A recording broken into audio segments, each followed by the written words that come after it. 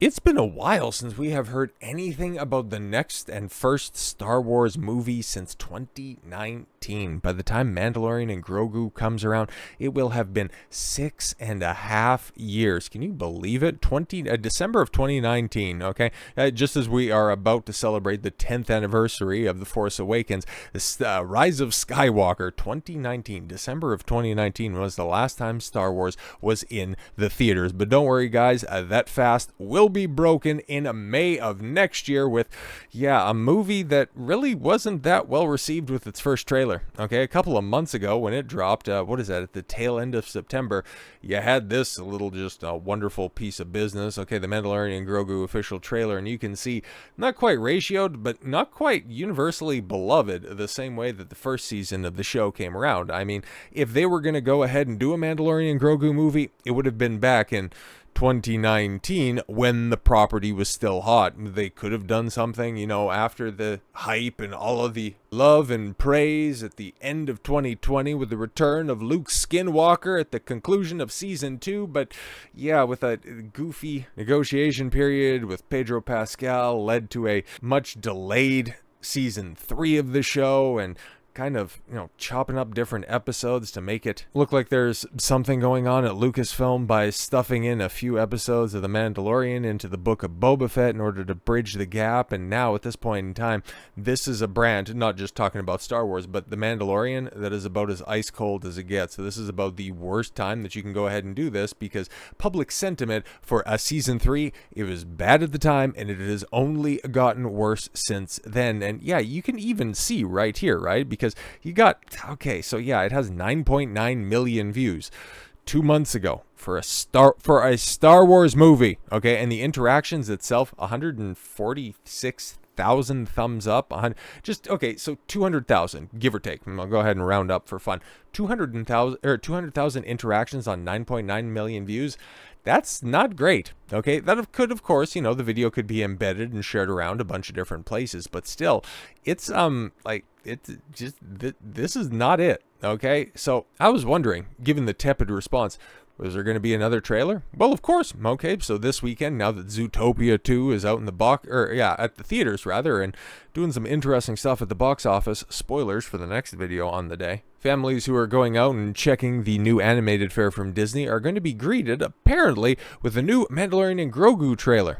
Okay, that is finally more representative of some of the leaks that we've seen out of Star Wars Celebration from back in April. That is, maybe it's going to actually have some characters. Maybe it's actually going to point to a plot as opposed to, hey, look at that, we got keys to Jangle, and hey, we got Ripley. You guys like Ripley? You guys like aliens? We own aliens too. You guys like that? That's cool. Please come and see our movie. But the Mandalorian and Grogu new trailer leaks online and features action-packed scenes from Star Wars Celebration. Okay, cool, because that's kind of what that original trailer was just criticized for. It's like, what can we expect? Okay, cool, you got a bunch of kind of dodgy looking CGI. Why should we be excited for that? And oh great, so the new trailer has more dodgy CGI. So after a 7-year absence from theaters, Mandalorian and Grogu Star Wars returns to the big screen, yes, with the Mandalorian and Grogu. The first trailer of the movie was released. It received a surprisingly mixed response. There were those on social media unable to get past it, supposedly looking too much like a TV show. Oh, it did, seemingly forgetting that the Mandalorian was always very cinematic. The first season was, and if you compare some of those shots to the third season, you can definitely see a visual deterioration.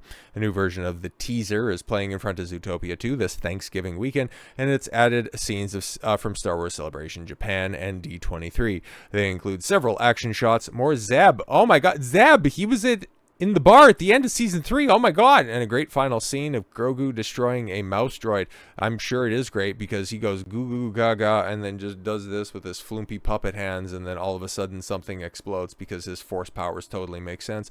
The sneak peek, which can be watched below. I'm not going to watch it because one thing about Disney, right? When you do a trailer reaction, they're generally pretty good about allowing you to go ahead and dissect it, even if you're going to be absolutely vicious towards it.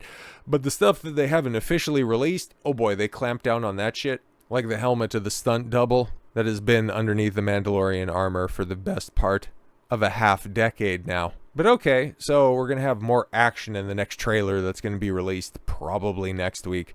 Okay, fantastic. But what about the plot of this movie? Because, okay, all of these action scenes that are out there, it really doesn't tell us about what kind of a wafer-thin plot. Now, kind of like how the trailer has been leaked, the plot for this has also been leaked, and it sounds as unappetizing as, well, anything else that could come out of Star Wars at this point in time, and or notwithstanding. But Jon Favreau, okay, the brains behind this operation, he has decided to lend his voice to the conversation by saying that, hey guys, okay, all of that speculation, okay, all of that speculation that the Mandalorian and Grogu movie is just simply a repackaging of Mandalorian Season 4, that's not true.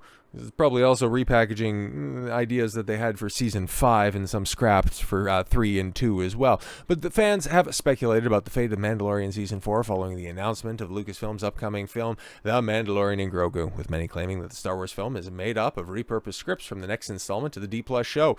Now, series creator Jon Favreau is setting the record straight in a new interview with Empire magazine. Oh my god. Favreau told Empire, he and Filoni, great, were planning on doing a 4th season of The Mandalorian, and that he had actually written all of that. Yeah, we've heard that for a while, okay? He stressed that this wasn't just early outlining, but a complete set of scripts, adding, I still have Season 4 sitting on my desk here. Oh boy, I can't wait to read that. It's probably, an entire season of The Mandalorian, which is normally, what, 8 episodes? 8, 10 episodes? I don't know. I don't really care, and I forget anyways. But yeah, it's probably at least 6 or 7 pages, right? Pterodactyl shows up, a giant monster that makes no sense how it could be living on Tatooine out there in the desert will show up and attack Mando. He'll have to go and try to get something, but in order to get that one thing that he wants, he has to go on a couple of different side quests in order to get something else for somebody who's going to point him in the right direction to go get the other thing. So yeah, no, it's definitely going to be super complex, and it's not a rehash of any of the other seasons. Trust me, bro.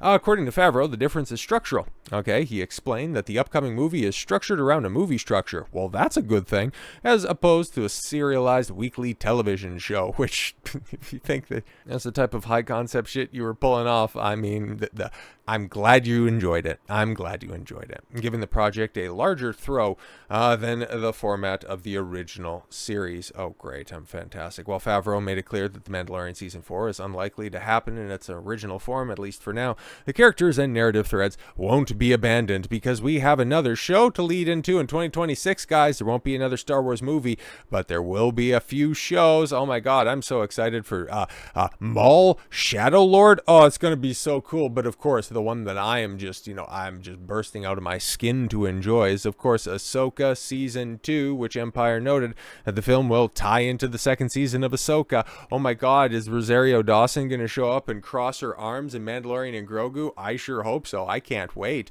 Currently, the only other active live-action Star Wars series still in production. The outlet also indicated that viewers won't need to have seen Ahsoka to follow the movie. Are we running back old Marvel talking points here? You won't have to do your homework in order to quote-unquote enjoy the movie. Okay, so reassuring audiences that newcomers who don't know their Ahsoka from their elbow can jump right in. Yeah, that's going to be interesting because at this point in time, how many people are really going to remember the character arc of The Mandalorian? They might go, I remember that Baby Grogu thing. It was like in a lot of places in 2019, and wow, that's still popular, huh? Yeah, it's so popular that with every Disney franchise, every Disney production, they always try to weasel in their own little version of Baby Yoda wherever they go. Most recently with Predator Badlands. How well is that working out?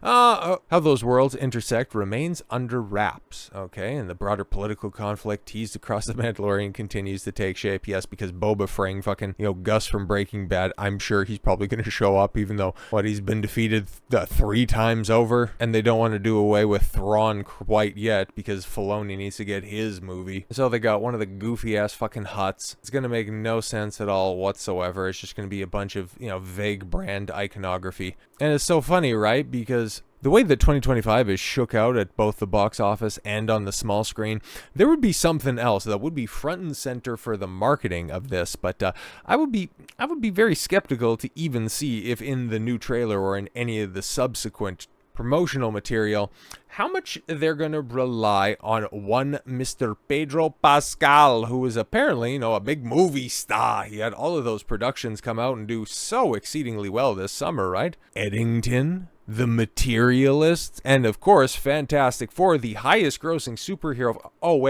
the highest grossing Marvel film to come out in 2025. But after that box office disaster, haven't really heard hide nor hair of Mr. Acceptable Opinion, but apparently mainstream media says that the problem with Star Wars is not enough Pedro Pascal. Oh, here's the problem. Not that your production has Pedro Pascal, and so many people are just kind of done with the guy who's a decent actor, but let's not hype him up to the moon like some people like to. It's that he's not in enough of it. Oh my god. So Star Wars is limping into its next chapter with confidence only Hollywood could muster. The kind born not from success, but from denial. The franchise is in shambles, the audience has evaporated, and the brand is no longer protected by the mythic glow it once carried. And yet, according to mainstream access media, the big revelation, the galaxy-saving insight, is that the way to save Star Wars is more Pedro Pascal. Holy shit. After a year in which Pedro headlined 2 box office flops, yes, and insulted half the country and ignited a string of controversies, the access media outlets now insist the real problem with Star Wars is that we aren't seeing enough of him. The man who couldn't sell tickets for the Fantastic Four or Eddington. Yeah, exactly, because now I guess they're going to be taking the Poochie approach to this, okay? Whenever Pedro's not on screen, people should be asking, hey, where's Pedro? Well, his voice is under the helmet. Is he? Well, it's a movie, so you would imagine they would probably require him to show up to the set, right? So the logic is astounding. The franchise is collapsing and the star is so ice cold at the box office, and somehow Disney's way out is to plaster his face everywhere like it's the magic elixir. So the claim that Star Wars needs an immediate infusion of Pedro Pascal, oh boy, came from Shill Rant. Of course they did. They argue that Lucasfilm has learned a vital lesson about Pedro Pascal, specifically that his face is now more valuable to Star Wars than the Mandalorian helmet that built the character's popularity in the first place. I mean, probably not, but we'll see, man. We will see. The article claims Pascal has become iconic, or as iconic as the helmet, really suggesting that Din Djarin's silhouette is now less important than Pedro's star power, and predicts Disney will amend the story in The Mandalorian and Grogu so Pascal appears helmetless more often. Yeah, he's probably going to have a few helmetless scenes, okay? Like, that's more or less assured, but, I mean, this film is going to flop. It's going to flop spectacularly, okay? Looking at the release calendar of next year, early next year, oh boy, like until April with the Super Mario Galaxy movie, like there really isn't much going on. So much like it's been over the past couple of months, is much like it's going to be. There's not going to be a lot going on in entertainment. There's going to be a lot of speculation. There's going to be a lot of hyper analysis until April and May rolls around when the Mario movie makes $1 billion. And for the first time in a long time, Lucasfilm is going to be getting a direct and obvious wake-up call that Star Wars is stone cold fucking dead. I would be surprised. I would be wildly surprised if this thing makes over $500 million. I'm thinking, like, in the back of my mind, I got something like 3, maybe 4 million out there, okay? Because nobody talks about the Mandalorian anymore. It used to be hot, but that was years ago at this point in time. Nobody wants to see Pedro Pascal. They might go, oh, yeah, you know, he might turn in a good performance, but are they searching him out at the box office? Well, we got the receipts earlier this year, and that's clearly not the case, and that was with the entire media apparatus behind him. So throw 6 months over the top of that, throw him back into a sub-franchise of a larger franchise that is absolutely dying, and to say that the sub-franchise, The Mandalorian itself, is doing any better would be a drastic lie as well. So this is a recipe for a gigantic disaster. And Disney, like, if you thought they had a bad 2025, take a look out for 2026. There's going to be a lot of money spent and not a lot of money earned. So with all that said, thank you all very much for the gift of your time. I've been Don Consuelo. I want you to follow your gut and get after it. Take care, everyone.